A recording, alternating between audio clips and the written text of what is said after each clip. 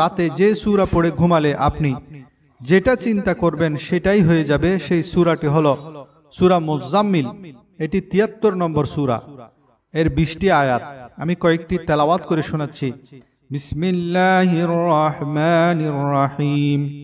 ইয়া আইয়ুহাল মুজাম্মিল, হে বস্তাবৃত, কুমিল লাইলা ইল্লা কলিলা, রাত্রিতে দণ্ডায়মান হন কিছু অংশ বাদ দিয়ে। নিসফাহু আবিন কুসমিনহু কলিলা, অর্ধরাত্রি অথবা তদপেক্ষা কিছু কম।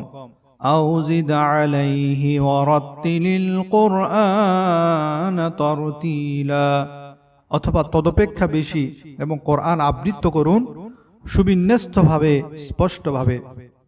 এরপর দ্বিতীয় যে সূরাটির কথা বলেছি, যে সূরা প্রতি রাতে পাঠ করলে আপনি কখনো দুর্ভিক্ষে, অভাব অনটনে পতিত হবেন না, সেই সূরাটি হলো সূরা ওয়াকিয়া।